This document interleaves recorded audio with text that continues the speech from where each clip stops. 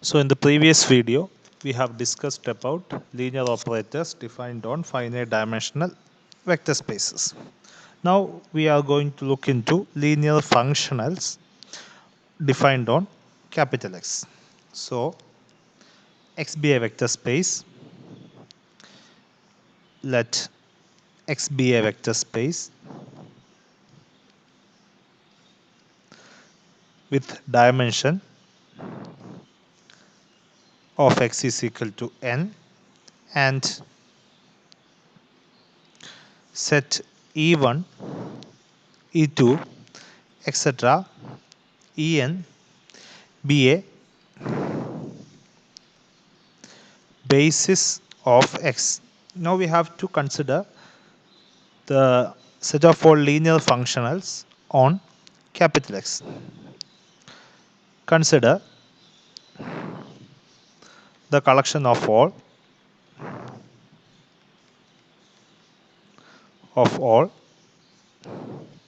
linear functionals on X.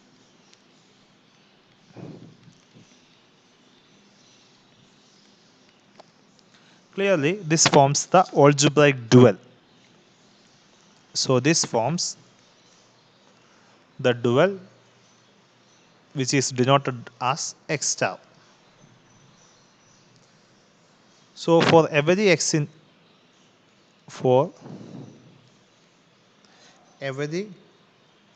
linear functional f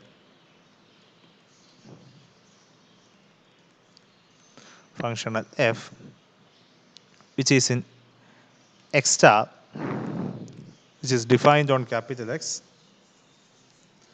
we have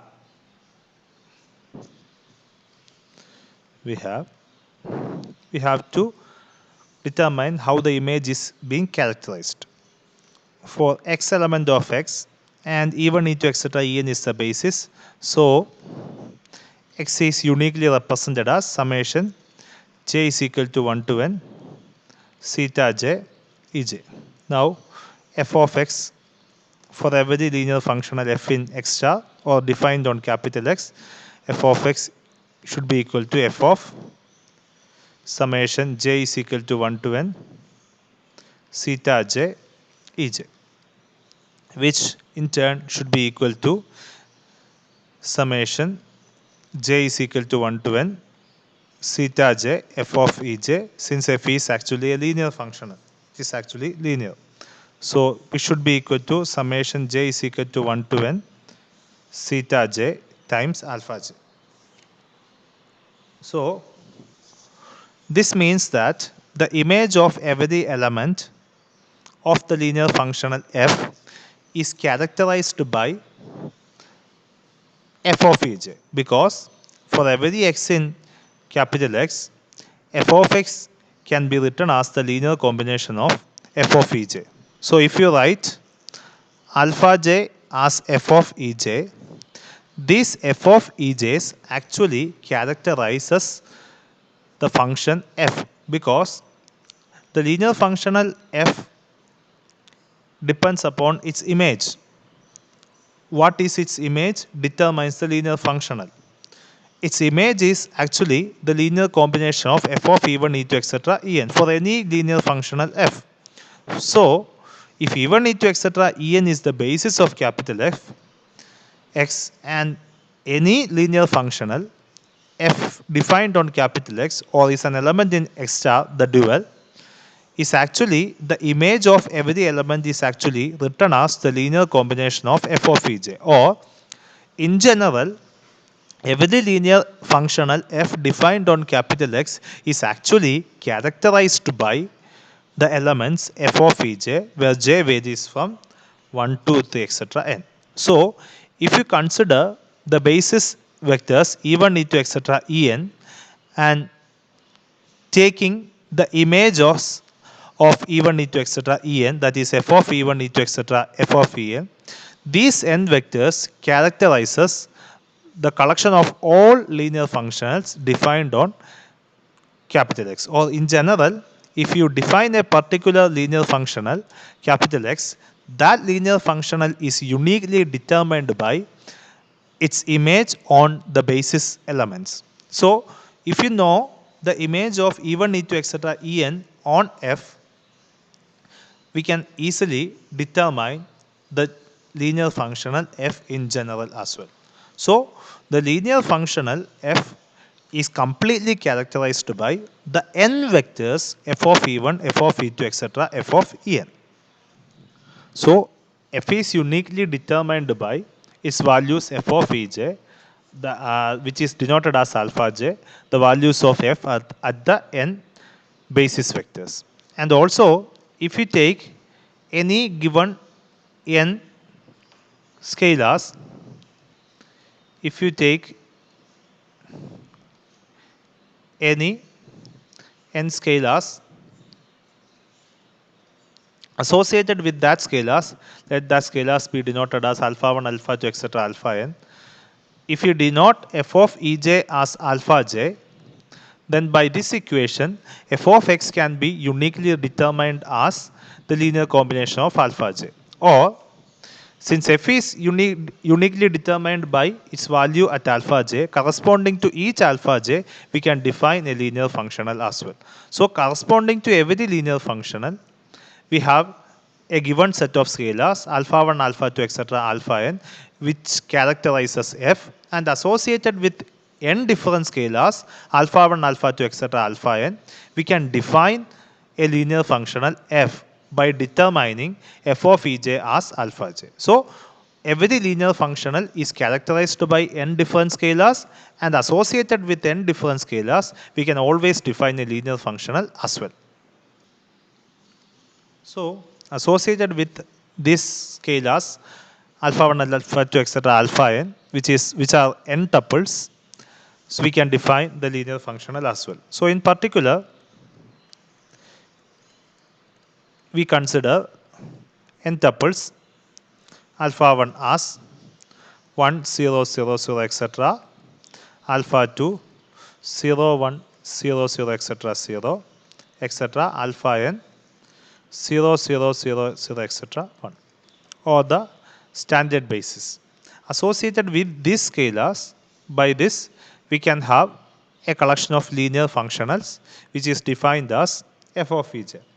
So we can define, associated with this, we define a collection of linear functionals f1, f2, etc., fn, which is defined as fk of ej should be equal to 1 if j is equal to k, is equal to 0 if j not equal to k. Okay. Which means that by the previous argument, we have associated with n different scalars, n tuples, we can always define n different linear functionals. And every linear functional can be characterized by those set of vectors. And associated with this, we define the linear functionals f1, f2, etc., fn, which is defined as f1 of e1 should be equal to 1 in the case if e1 is alpha 1, and all other cases it should be equal to 0. That's the definition. So associated with this n different vectors, we can actually define n different linear functionals. Okay, this is called Kroneker's delta.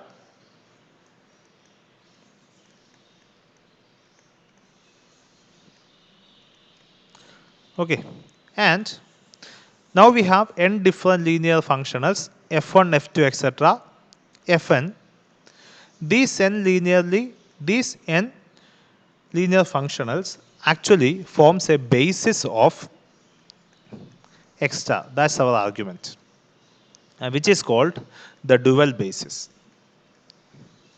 So the argument is that associated with every basis e1, e2, etc., en, we can determine f of ej, which characterizes the value of f in every linear functional f in general, and vice versa. In particular, if you take alpha 1, alpha 2, etc., alpha n as the n tuples, the standard basis, alpha 1 is e1, alpha 2 is e2, and associated with that, we must have n different linear functionals, which is denoted as f1, f2, etc., fn. these linear functionals actually forms a basis of the dual space X star, which is called the dual basis. So by this argument, if you are able to prove this argument, if the dimension of the basis, the dimension of the basis even into etc. En is n, or the dimension of the space X is n, then the dimension of its dual space X star is also n. That's what this insight gives. So we are actually want to prove that if you define f1, f2, etc. fn as such, then this forms actually a basis, which in turn means that the dimension of the space X and the dimension of its dual space are actually same. So which is what we are going to prove, or we are actually going to state as a theorem. So theorem, let X be an n-dimensional vector space, let X be an n-dimensional vector space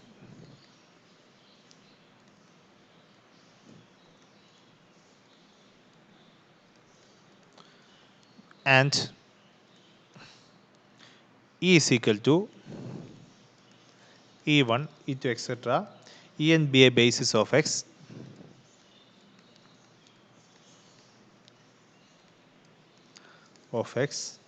then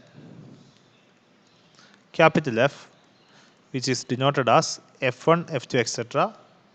fn given by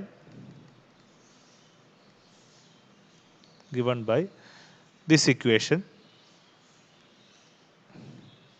If you denote this by given by equation, fk of Ej is equal to delta kj,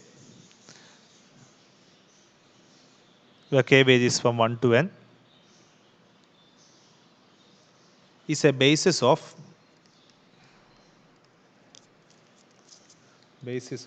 the algebraic dual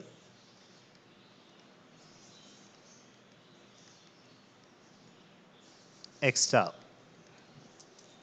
and dimension of X and dimension of X star should be equal to n. So this theorem states that the insights of this theorem has been explained previously.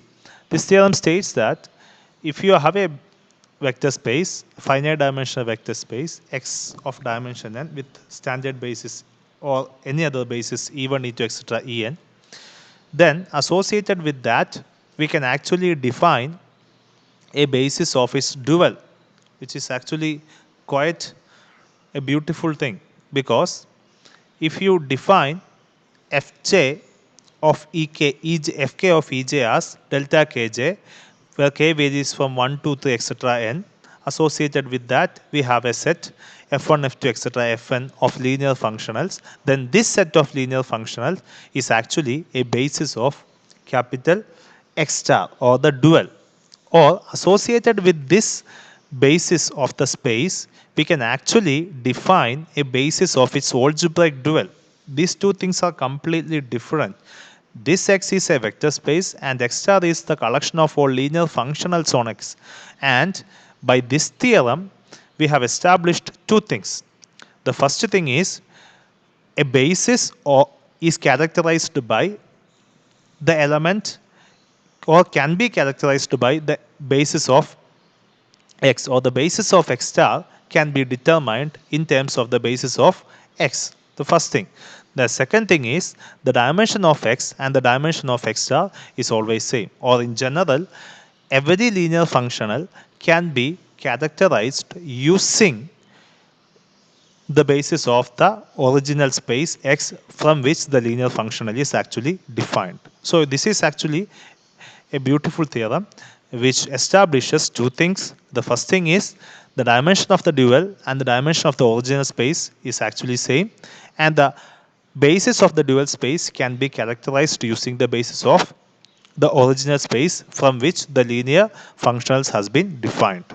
So let us prove this theorem. So we only have to prove that f1, f2, etc. fn is actually a basis of X star. For that we have to prove two things. First thing is f1, f2, etc. fn is actually linearly independent. Second thing is it spans the collection of all linear functionals on capital X or every element in X star. These are the two things which need to prove. So we will prove that f, which is defined as f1, f2, etc. fn, is a basis. So first thing is f is linearly independent. For that, we take a linear combination of f1, f2, etc. fn.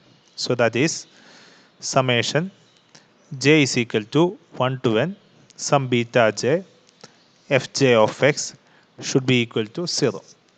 Okay, we have to prove that this implies beta j is equal to 0 for j is equal to 1, 2, 3, etc. n. So this is summation j is equal to 1 to n beta j fj equal to 0 means beta j of fj of x is equal to 0 because fj is a functional which is defined on capital X. So it should have a domain and it should attain a value at some point. So this is true for every x because this should be equal to 0. This is equal to 0 means this is equal to 0. This should be equal to 0 for every x. So in particular, if x is equal to ej, this should be valid. So summation j is equal to 1 to n beta j of fj of, I say ek because otherwise this should have the same index. Fj of ek should be equal to 0. Now when j is equal to k, this is 1.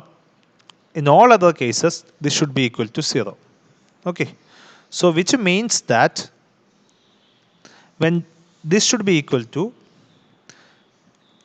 summation j is equal to 1 to n beta j delta jk, which is equal to 1 when j is equal to k, and all other cases this should be equal to 0. Okay. So this should be beta 1 times 0 plus beta 2 times 0 plus etc.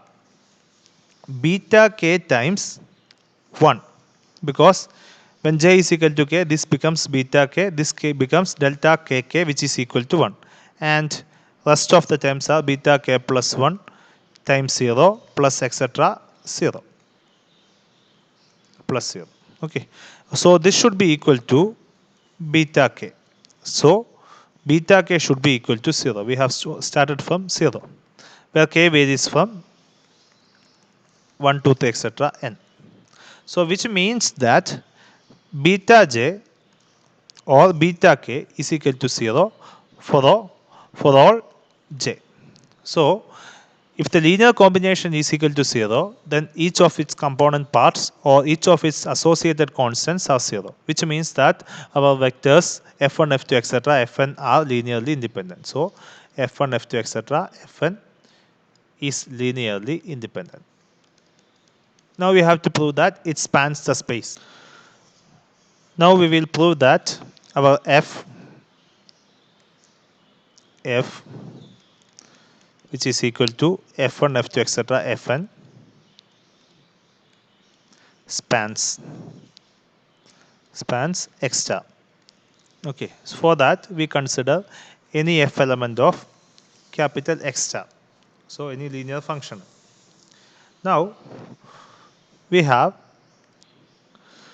f of x should be equal to f of summation j is equal to 1 to n theta j ej because x is an element in capital X and even into etc. en is the basis. So x should be equal to summation j is equal to 1 to n theta j ej. Okay, this should be equal to summation j is equal to 1 to n theta j times f of ej, or summation j is equal to 1 to n theta j times alpha j if you denote alpha j as f of ej.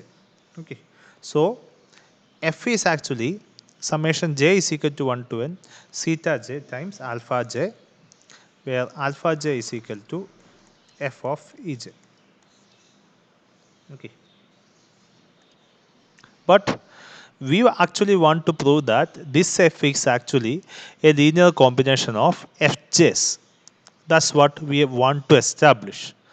So for that, we are trying to write this alpha j in terms or theta j in terms of fj's.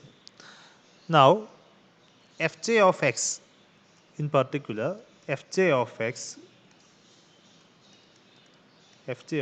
should be equal to fj of summation sum k is equal to 1 to n theta k times ek, because here I have used the index j, so I am not using the same index here.